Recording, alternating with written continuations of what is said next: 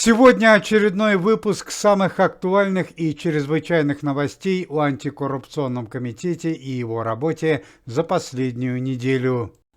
В Организацию по борьбе с преступностью и коррупцией во главе с Никитой Михалковым вступили два новых члена, известных российских и советских актера Борис Галкин и Игорь Ливанов.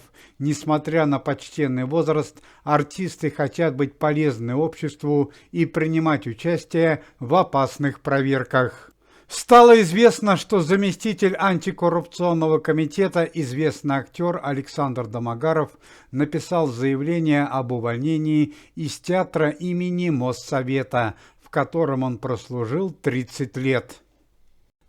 По словам самого Александра Юрьевича, основная причина ухода из театра – это желание артиста уделять больше времени работе в антикоррупционном комитете. За последние сутки сотрудники команды Никиты Михалкова, известные актеры Александр Балуев, Борис Щербаков, Виктор Сухоруков и Андрей Смоляков открыли два филиала антикоррупционного комитета в городах Петропавловске-Камчатском и Владивостоке. На данный момент на территории Российской Федерации работает уже 60 филиалов команды Никиты Михалкова.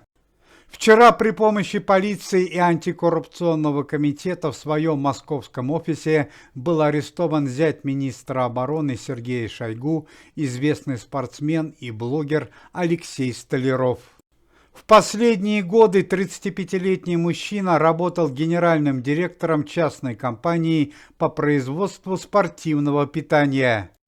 Фирма Алексея Столярова поставляла свои продукты ведущим спортивным командам Российской Федерации.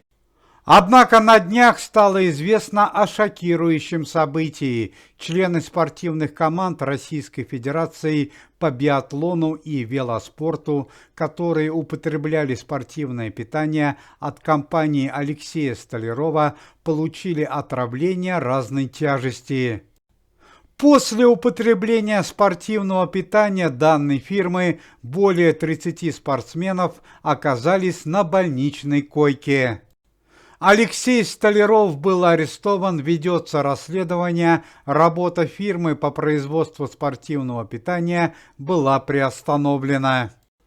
Помимо этого была задержана и дочь министра обороны Российской Федерации, общественный деятель и спортивный функционер Ксения Шойгу. Причина ареста – злоупотребление своими должностными обязанностями и растрата государственного имущества. Пресс-служба антикоррупционного комитета сообщает трагическую новость из мира российского шоу-бизнеса. Сегодня в Волгограде трагически погиб российский музыкант, участник группы Любэ с 15-летним стажем Сергей Федоров. Гибель артиста связана с несчастным случаем на реке. 50-летний музыкант Сергей Федоров находился в отпуске и приехал в свой родной Волгоград порыбачить. Точная причина печального события не уточняется. Тело музыканта нашли спустя сутки после трагедии. К месту трагедии лично выехал известный музыкант, лидер группы Любэ и член антикоррупционного комитета Николай Расторгуев. Сегодня рано утром в Санкт-Петербурге в ресторане «Сакмар» был арестован бывший участник телепроекта «Дом-2» Степан Меньшиков. Причина ареста – это пьяная драка и неадекватное поведение. Степану Меньшикову грозит административное наказание и крупный денежный штраф. Сегодня день рождения празднует известная советская и российская актриса Светлана Светличная.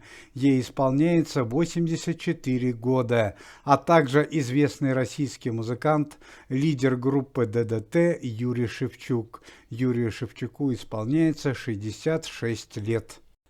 Уважаемые зрители, если вы желаете выздоровления членам комитета и поддерживаете их деятельность, то можете поставить лайк под видео и написать поддерживающий комментарий.